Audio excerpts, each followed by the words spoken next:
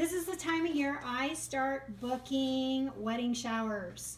And I'm very excited that, I got my first one booked, and it made me think about all the people who are out there who are going to need to host a shower this year, and that I should do a little bit of information on how I secure additional wedding showers. Once I get set up to do a wedding shower, I want to do more than one. They usually are typically very good shows. They're really fun. It's such a service to the bride. I have brides come back years later and tell me how much they love their Pampered chef.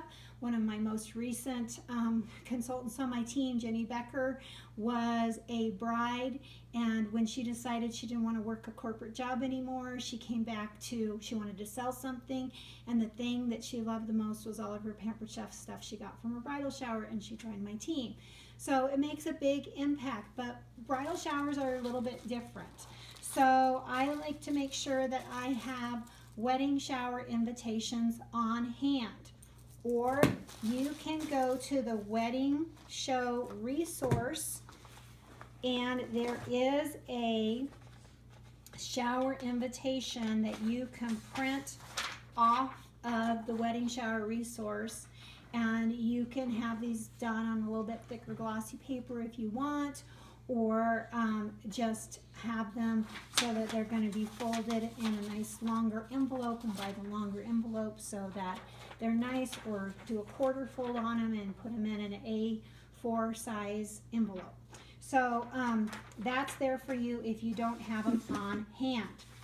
Our team training on the All-Star Atlas. I have a little Tasty Tidbits bridal shower training cookbook, and I put these in my bridal showers. It covers the games I like to play, some recipes that are good for a bridal shower, extra things that they can make, particular tools and how-tos, little things that are in there, and it's just a really good resource on bridal showers.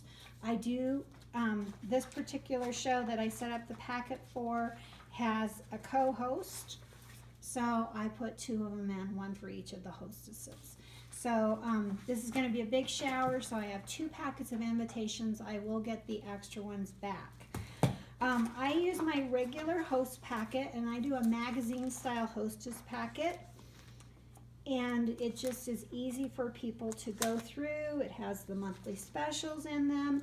I used to shove everything in an envelope, and at the show they would hand me back the envelope. I could see that they got the invitations out of there, and they never looked at the stuff inside of it.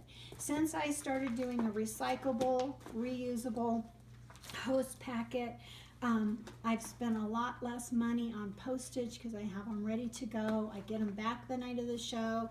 I can just restuff them. I wait till I can get the nice plastic ones for 15 cents a piece a couple times a year when they have the school sales. I make sure that I buy a pile of these. I do lose a few of them. But again, I've had people who have hung on to them for a couple of years, and later had a show 2 years later. Even though it canceled, I got it back. Or sometimes people mail them back to me, or they give them to somebody who does want to have a show. I just find that it has value for me. So I have some recruiting information in it. I have the monthly flyer in there. I have the new product flyer, and some catalogs.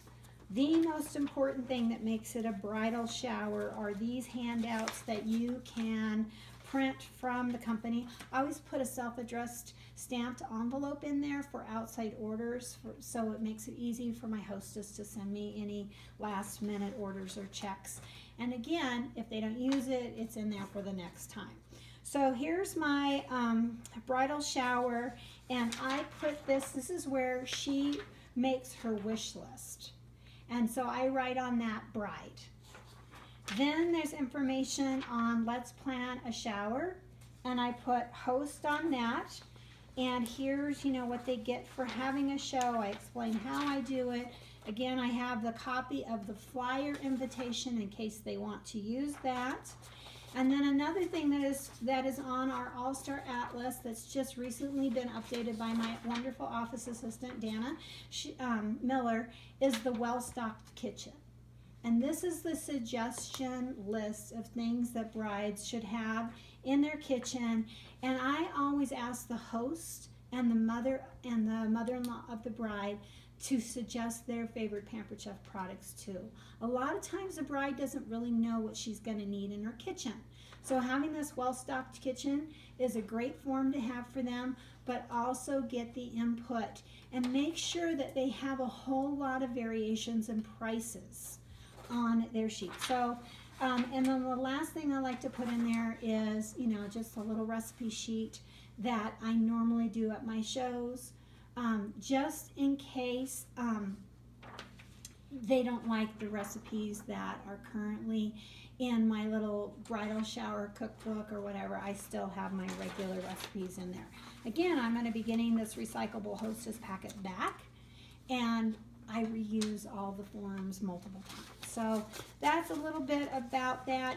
Something extra that you can do, and you can also ask the hostess if she wants to do it, is get a bridal shower apron off of the supply paperwork and have fabric markers, and everybody can sign the apron for the bride.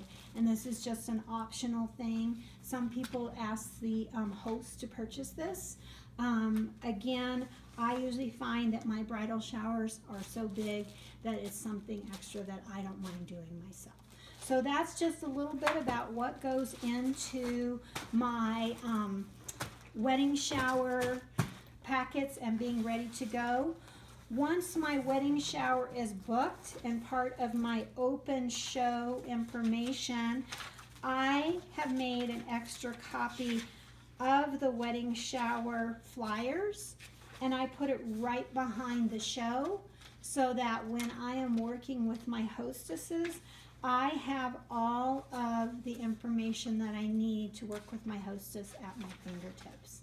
Again, this is something that I'll just move to the next wedding shower or put in the front of my book for the next wedding shower season. So hope that helps, and that's just a little bit about wedding showers. Again, we can go over one-on-one the little Tasty Tidbook cookbooks and the games that you can play once you get your wedding showers booked.